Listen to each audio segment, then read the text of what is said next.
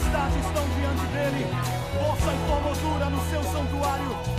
Aleluia.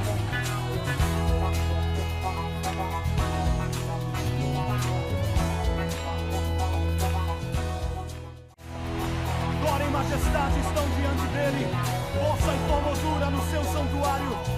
Aleluia.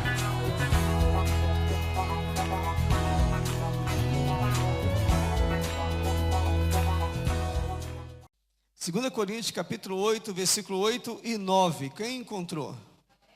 Amém? Vamos ler? Diz assim, não lhe estou dando uma ordem, mas quero verificar a sinceridade do amor de vocês, comparando com a dedicação dos outros, pois vocês conhecem a graça de nosso Senhor Jesus Cristo, que sendo rico se fez pobre, por amor de vocês, para que por meio de sua pobreza vocês se tornassem ricos. Amém? Vamos orar. Muito obrigado pela tua palavra, Jesus. Eu entendo que a palavra do Senhor é o Senhor falando aos nossos corações. Nos dê a interpretação correta, o entendimento correto, a direção e a unção para que possamos falar conforme o teu querer, Pai. Usa cada um que aqui está para que possa aprender, meu Deus, prontamente a tua palavra e possa estar praticando, Pai. Nos ajude a praticá-la. Em nome de Jesus. Amém e amém. Vou falar nessa noite, querido, algo muito assim importante para a vida de nós, todos nós cristãos, todos nós estamos aqui nessa noite já, né? Vou falar sobre aprender a desfrutar dos privilégios de servir o Senhor. Servir o Senhor é privilégio. Amém? Você é privilegiado em poder servir ao Senhor. Isso é privilégio. Mas, às vezes, nós não aprendemos. Nós temos tantos privilégios, mas a gente não sabe desfrutar desses privilégios. Nós não desfrutamos desses privilégios. A gente sabe que tem um privilégio, mas a gente não desfruta dele. Então, eu quero falar sobre algo assim muito importante para que você saia daqui melhor do que você entrou. Amém? 4 amém. Glória a Deus pelos 4. Os 4 vão sair. Os outros vão sair pela profecia. Vai sair em nome de Jesus. Amém? Então, são 4 maravilhas, são 4 projetos de Deus, né, deixado para nós. Eu vou falar sobre a graça, vou falar sobre a autoridade, falar sobre o poder e sobre o amor. 4 coisas importantes para a vida de um cristão, né? A graça de Deus, né, a autoridade que Deus tem nos dado, o poder que Deus tem nos dado e o amor. Esses 4 projetos de Deus, essas 4 ações de Deus para nós, são algo assim que nós não merecemos nada disso, mas o Senhor decidiu investir em nós. Você tem um filho amado, sim ou não? Você que tem filho, um filho amado, sim ou não? Você pega esse filho, você é como um bom pai, você investe no seu filho da melhor forma que você puder, né? Às vezes você se aperta todinho para pagar um curso, para pagar uma faculdade, para pagar uma roupa melhor. Às vezes você até está precisando, você deixa de comprar para você para comprar para o seu filho. É assim que você faz, sim ou não? Vou fazer uma pergunta para você. Eu sei que não fala com o coração, fala com a razão, tá bom? Porque com a razão eu sei como é que a gente fala. Seu filho sempre merece você fazer isso por ele? Não responde, nem melhor nem responder, só pensa. Melhor nem responder, né? Eu sei que às vezes sim, mas nem sempre ele merece. E você às vezes faz mesmo ele não merecendo. Por que você faz? Porque você simplesmente é pai. E você é mãe. Você entendeu o que quis dizer, né? Então você não faz por aquilo que você vai ter de volta. Você faz porque você ama e acabou. Sim ou não? Seu filho é um ótimo filho. Seu filho, ele é estudiosa. Seu filho é trabalhador. Seu filho ouve você. E ele, nossa, é um exemplo para você. Você ama ele? Sim ou não? Sim. Seu filho é uma pessoa problemática. Seu filho é terrível. Seu filho, olha, você sabe que só misericórdia na vida dele, porque se ele não mudar a situação, se ele não mudar a vida dele, você sabe que o fim dele não vai ser bom. Aí eu pergunto você deixa de amar ele por causa disso, sim ou não? Por quê? Por que você não deixa de amá-lo? Porque é filho. Tem explicação para isso, irmão? Não, só quem é pai que sabe. Não é verdade? Só quem é pai, estou falando de pai. Pai aqui, genérico, né? Pai e mãe. Só quem...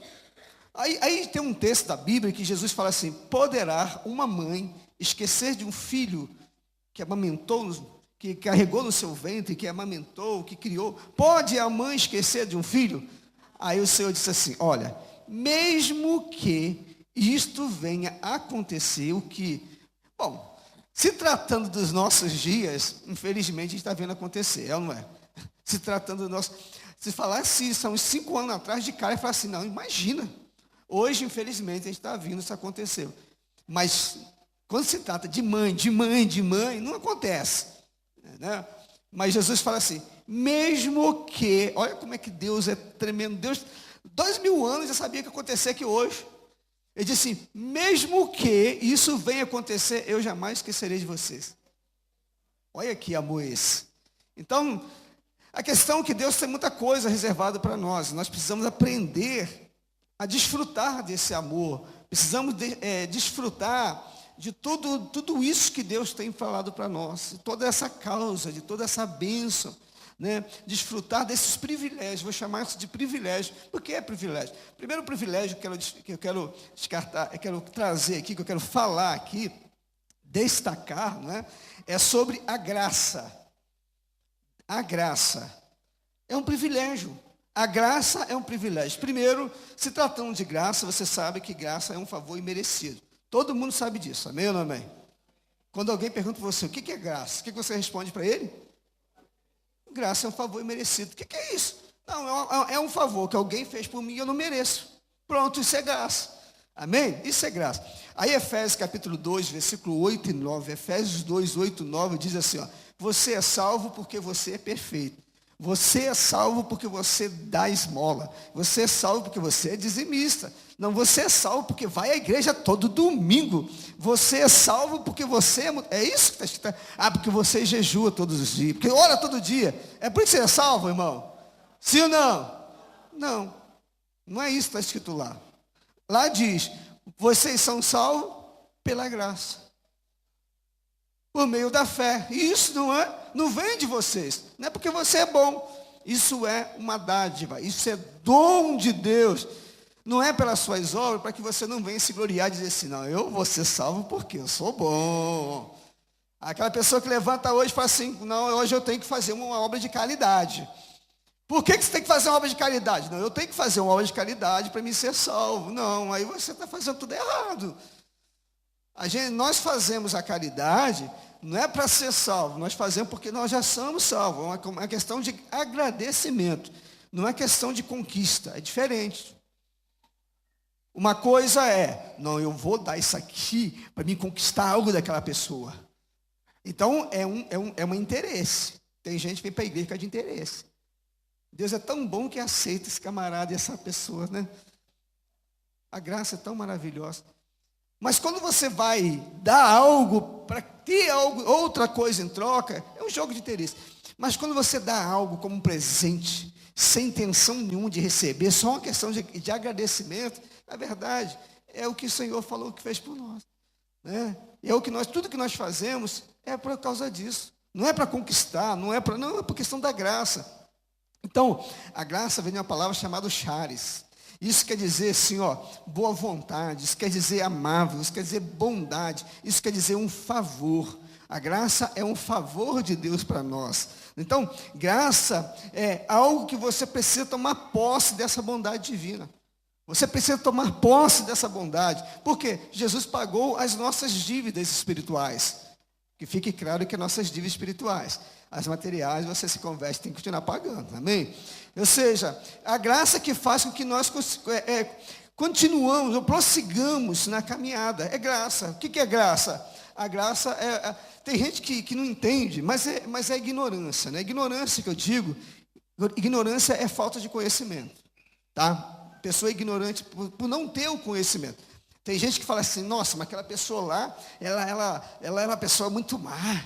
Aquela pessoa, né, ela era isso, aquela pessoa, ela era cheia, era problemática. Agora foi para a igreja e diz que é crente. Como é que pode isso?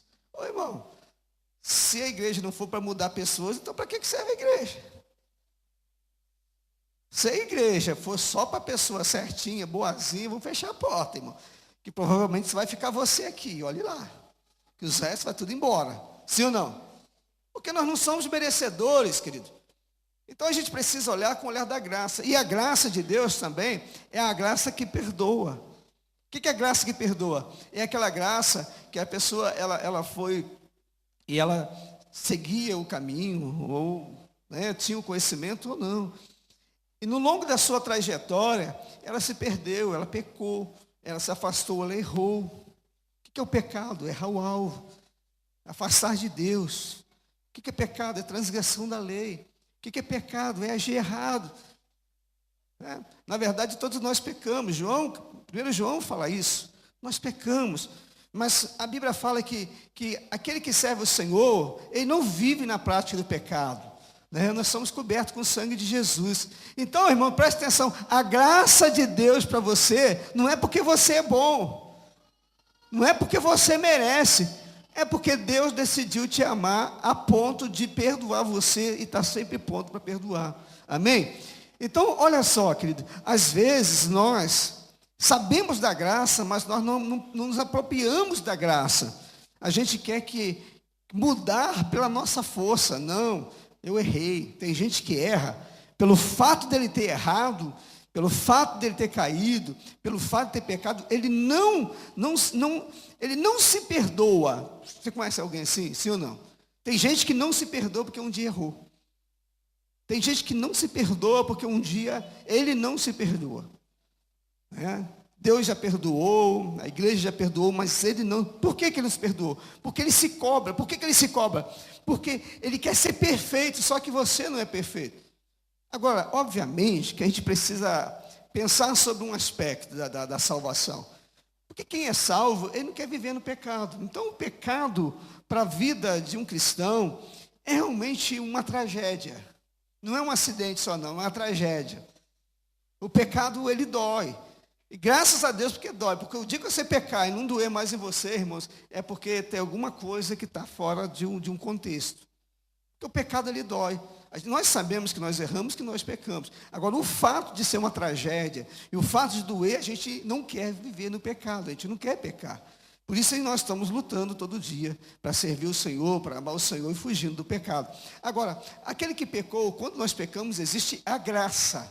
Eu preciso me apoiar na graça. Pela graça sois salvos. Isso não vem de vós.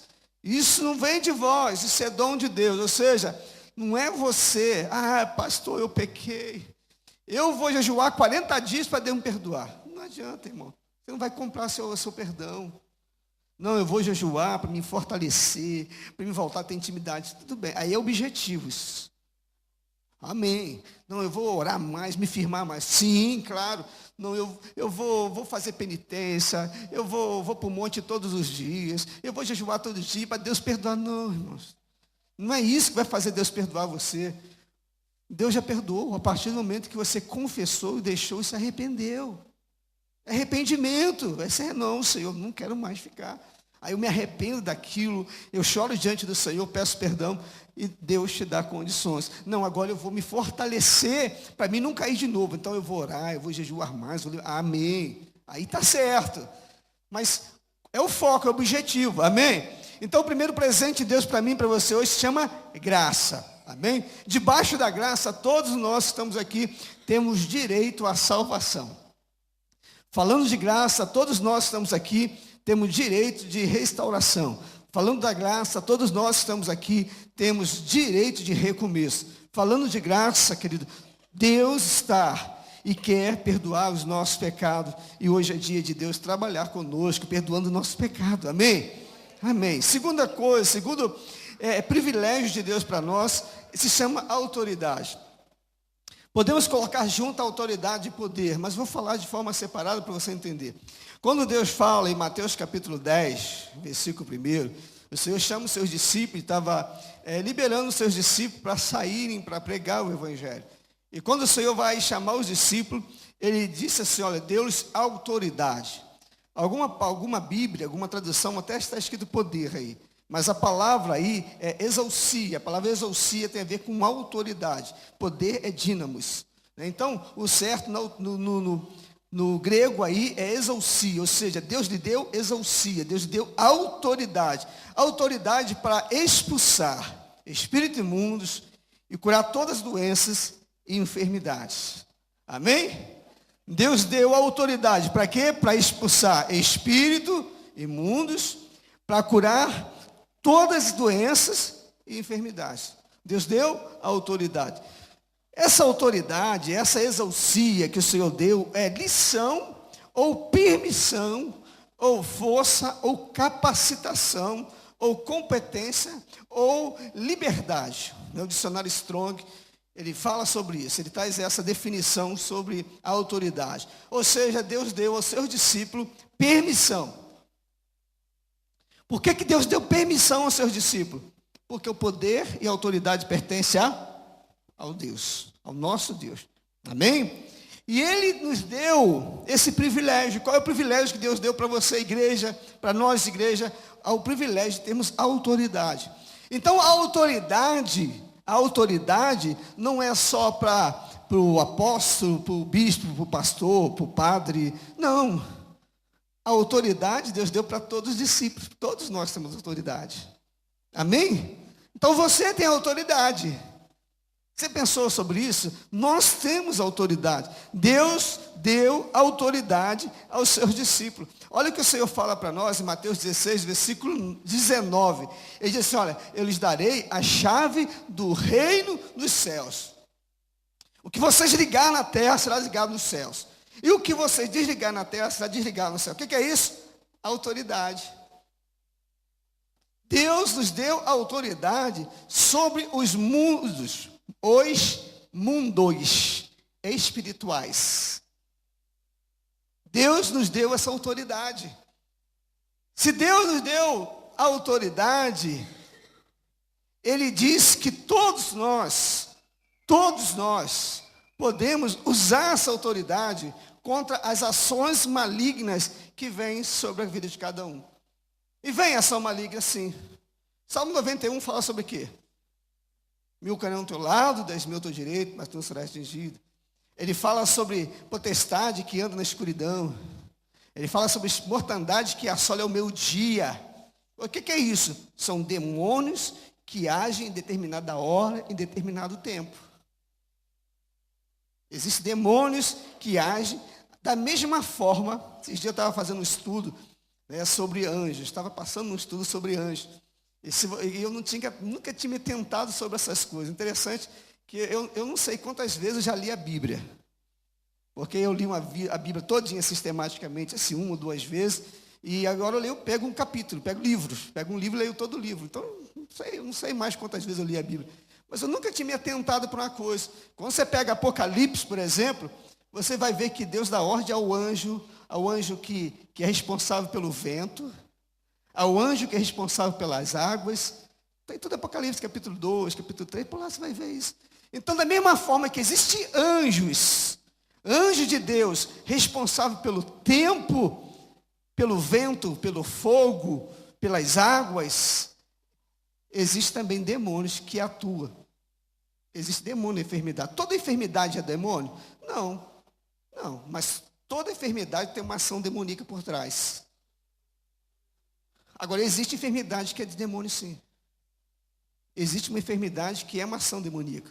Nós estávamos uma vez trabalhando na libertação, e nessa libertação tinha uma senhora, um casal, né? Eles tempo na igreja e aquela coisa toda, e na libertação essa mulher, ela estava endemoniada, ficou endemoniada, completamente endemoniada. Irmãos, olha, resumi a história porque a história é longa. Nós ficamos mais 2 horas trabalhando na libertação daquela mulher. E só quando Deus deu a direção de qual era o problema da libertação, né, que a gente entendeu que aquilo ali era um espírito de enfermidade que já estava na família, um espírito familiar.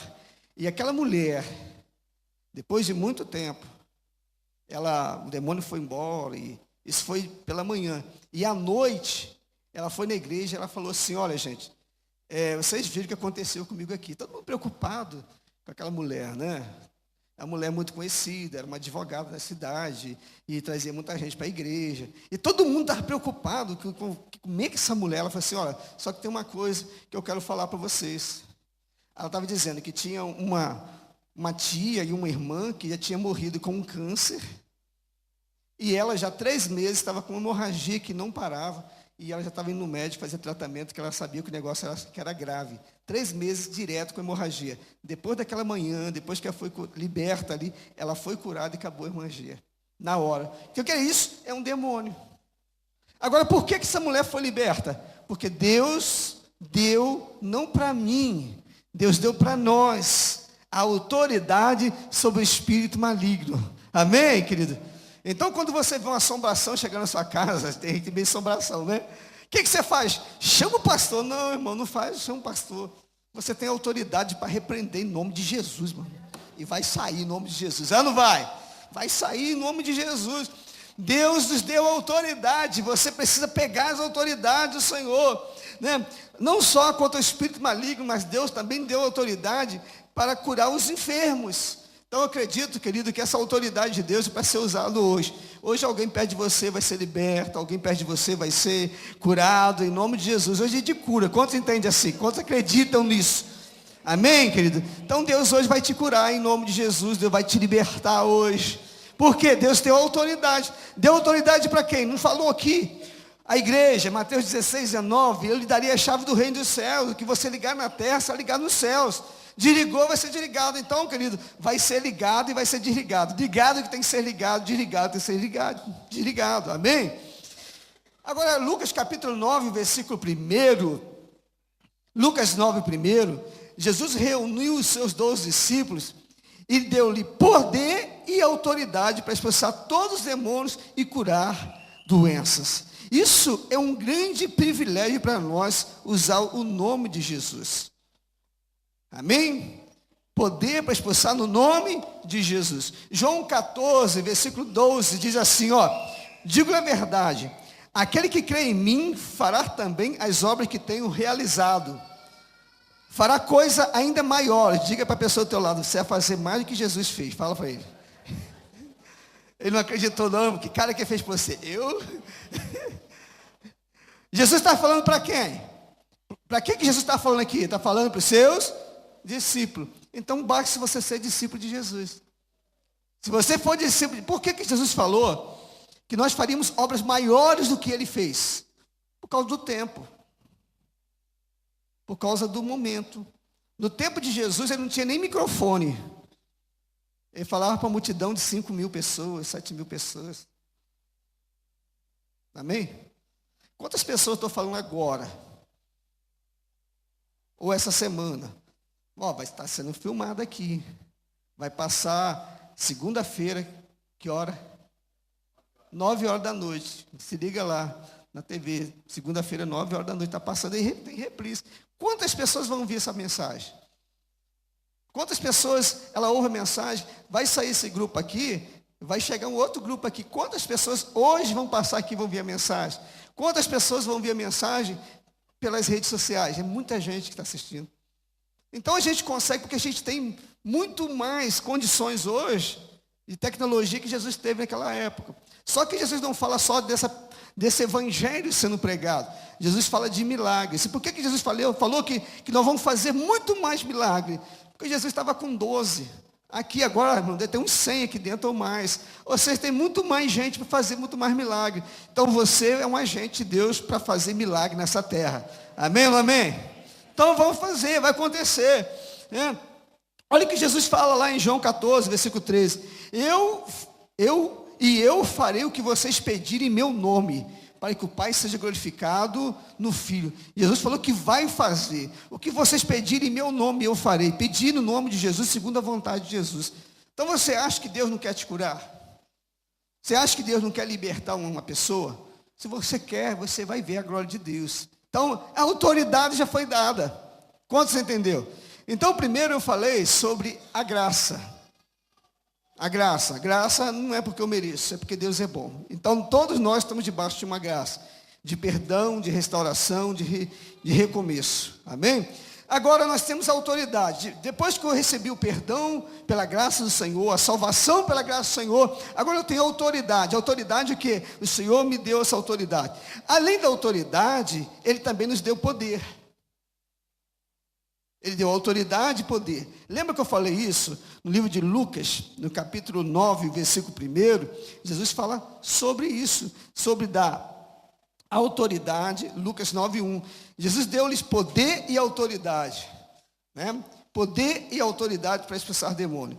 Agora, presta atenção. Quando se fala de poder, Atos dos Apóstolos, capítulo 1, versículo 8, estava o discípulo lá, Jesus falou assim, recebereis poder quando o Espírito Santo descer sobre vocês, e serão minhas testemunhas em Jerusalém, em toda a Judéia e Samaria e até os confins da terra. Por que Jesus em Atos 1:8 fala que vai receber poder? Porque Jesus já tinha dado autoridade. Amém? Jesus tinha dado autoridade, exousia. Agora Jesus fala do dunamis. O que é dunamis? Dinamite. Jesus agora dá o poder, né? Essa palavra poder, ela é poder que consiste ou baseia-se em exercícios, em forças, em poder para realizar milagres, poder moral e excelência de alma. O dicionário Strong fala isso.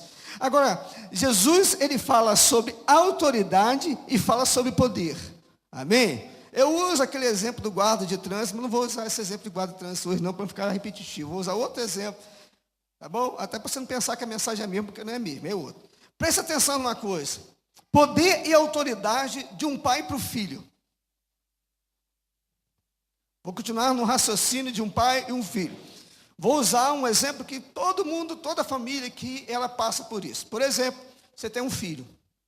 Você tem autoridade sobre ele, sim ou não? Deveria, pelo menos. Você tem poder sobre ele, sim ou não? Tem que ter. Mas às vezes você não tem. Às vezes você tem autoridade, mas não exerce poder. Por exemplo, você virou para o seu filho e falou assim, você tem autoridade para ele para dizer assim, tu vai se arrumar e vai para o colégio. O que é isso? Autoridade. Teu filho vira para você e fala assim, hoje eu não vou. E não vai. De quem foi o poder? Foi do filho, não foi seu. Você teve autoridade, mas não teve poder. Tem muita gente que tem autoridade sobre o filho, mas não tem o poder.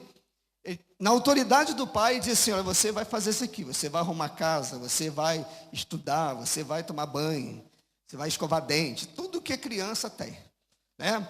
Aí seu filho, não vou, tu vai. Porque se eu não for, aí vem o poder. Que qual é o poder? A correção. A Bíblia fala de vara. Você entende a vara da forma que você achar necessária. Para mim, vara é vara. Para mim, vara é vara. Para mim, vara não é espancamento, mas para mim, vara é vara. Ou seja, é correção, a vara é correção, o cajado é correção. Né? Ou seja, vem o castigo, vem você ser mais enfático, vem você impor, isso é o poder. Agora, quando seu filho fala assim, eu não vou fazer, e ele não faz, ou seja, ele tem o poder, e não tem autoridade, mas tem o poder. E você tem autoridade e não tem o poder. Deus, ele não deu ao discípulo só autoridade. Ele deu autoridade, mas ele diz assim, olha, busca o poder. Ele disse poder, eu lhe dei autoridade e poder, ou poder e autoridade, mas quando você vê esse texto de Atos 1:8, Jesus já tinha dado poder e autoridade lá atrás. Ou seja, Jesus já tinha dado autoridade, como diz Mateus 10. Mas agora ele diz assim, olha, vocês receberão poder quando o Espírito Santo descer. Agora é interessante isso, que Lucas capítulo 9, versículo 1, fala que Jesus deu poder e autoridade. Mas Lucas 24, 49 e 53, Jesus fala assim, eu lhes envio a promessa do meu Pai, mas fique na cidade até ser revestido do poder. Versículo 53 diz, e permaneciam constantemente no templo, louvando a Deus, ou seja, louvando, exaltando a Deus, em busca do poder. O que isso quer dizer para nós? Deus deu para nós autoridade, mas poder você tem que conquistar. Poder você tem que buscar. O poder está onde? O poder está no relacionamento que você tem com Deus. Todos os cristãos precisam de poder. Olha aquele texto de Mateus capítulo 17, versículo 21, tinha uma menina possessa, endemoniada, uma criança endemoniada. O discípulo tinha autoridade já, eu estou falando de Mateus 17. Lá no capítulo 10 de Mateus, Jesus dá autoridade para os seus discípulos. No capítulo 17, eles vão expulsar um demônio, não conseguem expulsar o demônio. Aí Jesus fala assim, rapaz, vocês têm falta de fé que vocês têm. Aí acabou, Jesus foi lá, expulsou aquele demônio daquela criança. Aí depois o discípulo faz a rodinha em volta de Jesus, todo cabisbaixo, e assim, mestre, por que a gente não conseguiu? Ou seja, eles tinham autoridade, mas não tinha poder. Por que às vezes você está expulsando algum demônio, o demônio está saindo? Por que você está expulsando demônio da sua casa e não está acontecendo nada? Por que você está repreendendo a enfermidade e não está acontecendo nada? Porque falta poder. Você tem autoridade, mas você precisa ter poder. Jesus, no versículo 21, fala assim, é uma caça de demônio que não se espere, não sai, a não ser por meio de oração e jejum. Então o poder vem por meio de oração e jejum. Amém, querido? Deus te deu autoridade e te dá o poder, mas você precisa buscar o poder. A partir do momento que você aceitou a obra da graça, você recebe a autoridade de Deus. Agora, quando você recebe a autoridade de Deus, você precisa agora buscar o poder, através de jejum, oração, arrependimento, estar na presença do Senhor. Então, isso é uma coisa importante. Agora, para terminar, querido, porque eu estou resumindo tudo aqui, né? A hora passa, eu estou vendo, já está acabando, né? O quarto ponto, primeiro eu falei de quê? De graça. O segundo eu falei sobre autoridade. Terceiro, poder. O quarto é amor. Mas que amor é esse? Você sabe que existem vários tipos de amor, mas eu quero falar de um amor específico. Um amor específico que todos cristãos, todo discípulo de Jesus deve ter. Apocalipse capítulo 2, versículo 1 em diante. O Senhor falando na igreja de Éfeso, Ele diz para a sua igreja que eu conheço as tuas obras, conheço o seu trabalho árduo e a sua perseverança. Sei que você não pode tolerar homens maus, que pôs a prova os que dizem ser apóstolos, mas não são. E descobriu que eles eram impostores. Você tem perseverado, suportado sofrimentos por causa do meu nome e não tem desfalecido. Mas contra vocês eu tenho uma coisa. Eu tenho uma coisa contra vocês. Qual que é? Você abandonou o seu primeiro amor. Você pode repetir essa frase? Você abandonou o seu primeiro amor. Repita assim, olha, não posso abandonar o primeiro amor. Aí ele, dando continuidade no versículo 5, ele fala assim, olha, lembra de onde você caiu, arrependa-se e pratique as obras que praticava no princípio. Volta a fazer o que você fazia antes, porque se você não se arrepender, virei a você e tiraria o seu candelabro do lugar dele, assim, a luz, a graça. Quando fala de amor, fala de um amor verdadeiro, de um amor ágape, um amor que se doa. Amor ágape é um amor que se doa, é um amor incondicional, é um amor que se entrega. Esse é o amor que o Senhor está falando aqui. Então, a perda do primeiro amor não é apenas uma questão de relaxar no trabalho. Interessante que essa igreja aqui, eles trabalhavam de forma árdua. O que é trabalhar arduamente? Com afinco, com dor, com peso, vai estar lá. É uma igreja perseverante. É uma igreja que perseverava. Eles não toleravam a falsa doutrina. Mas mesmo trabalhando árduo, eles perderam o primeiro amor. Imagina, querido, a igreja que faz tudo. A igreja aqui é individual, estou falando de pessoas. Não, pastor, eu faço isso, estou na igreja, eu continuo fazendo a mesma coisa.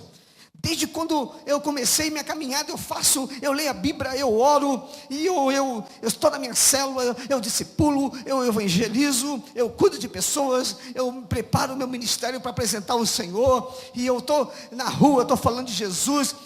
Árduo. A igreja de Éfeso, eles continuavam fazendo a mesma coisa, porém Jesus tinha uma coisa contra ele, qual é? Vocês fazem tudo isso, mas está faltando o primeiro amor. Olha o que Deus está falando para a gente. Ele está no versículo 3, vocês têm perseverado e suportado o sofrimento por causa do meu nome. Então a perda do primeiro amor é uma queda, é a perda da paixão. Eu continuo fazendo a mesma coisa, mas sem paixão.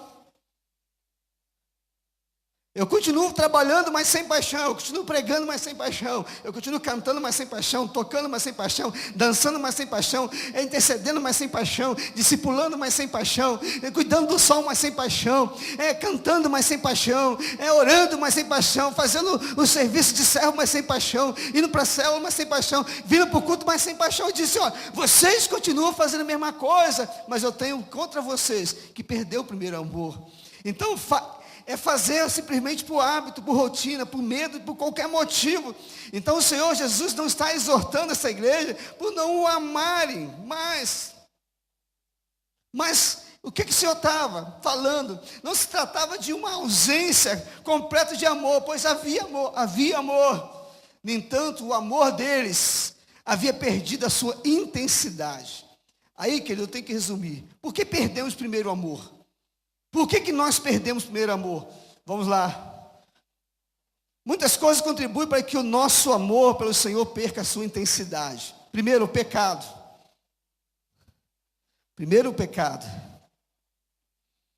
Ou seja, Mateus 24, 12. Devido ao aumento da maldade, o amor de muitos esfriará. Então precisamos ter cuidado de não nos acostumarmos com o pecado em nossa volta. O pecado faz com que nós perdamos o primeiro amor. Segundo, falta de profundidade.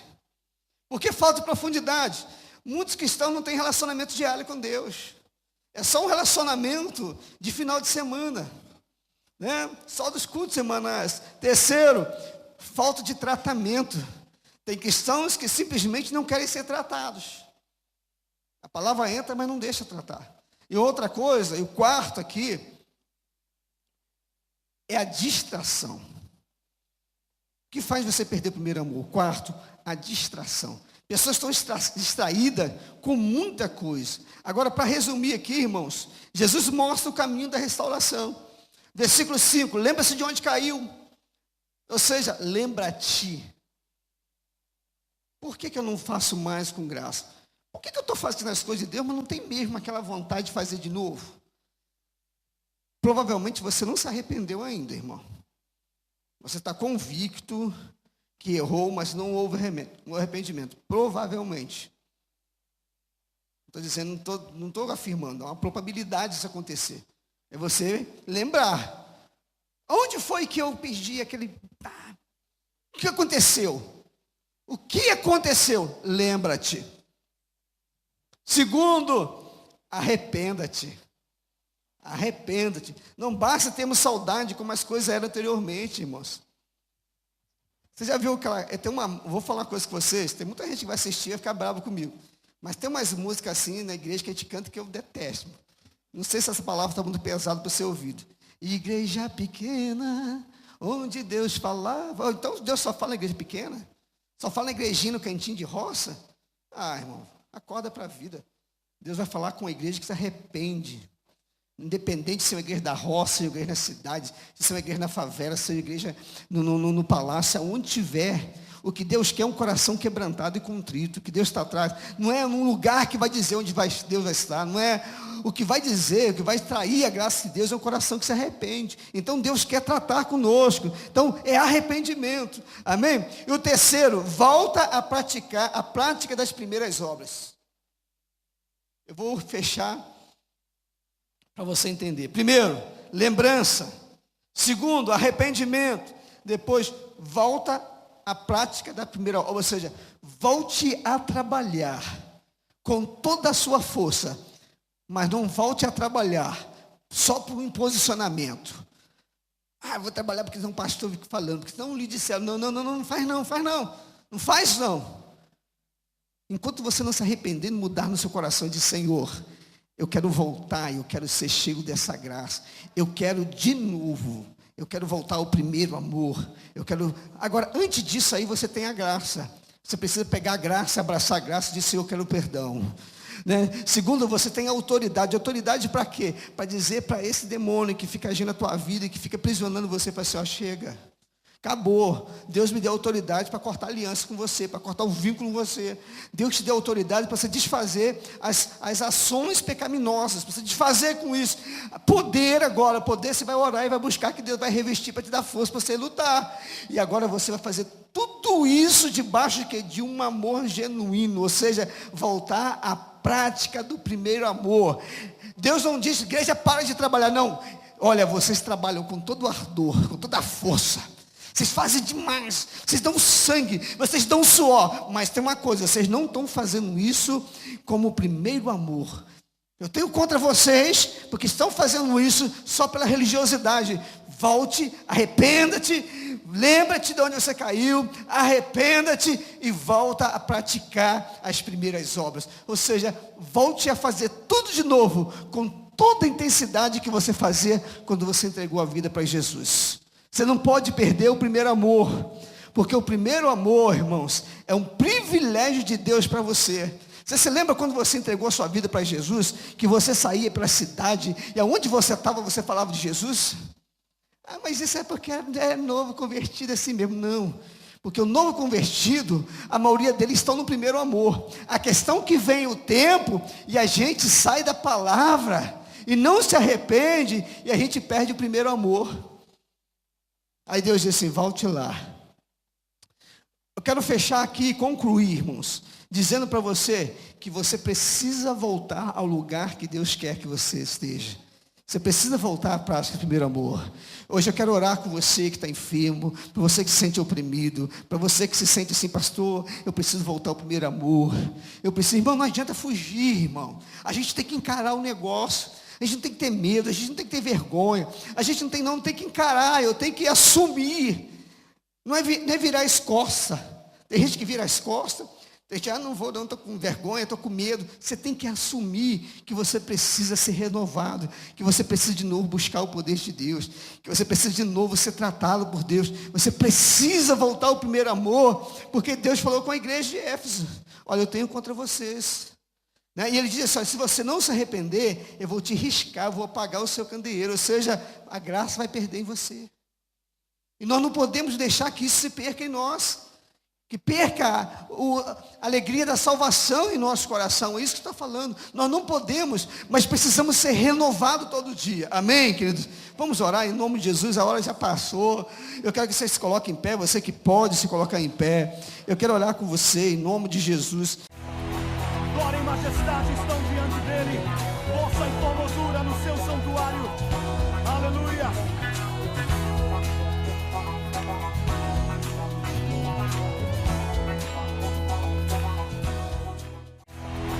Glória e majestade estão diante dele, força e formosura no seu santuário, aleluia.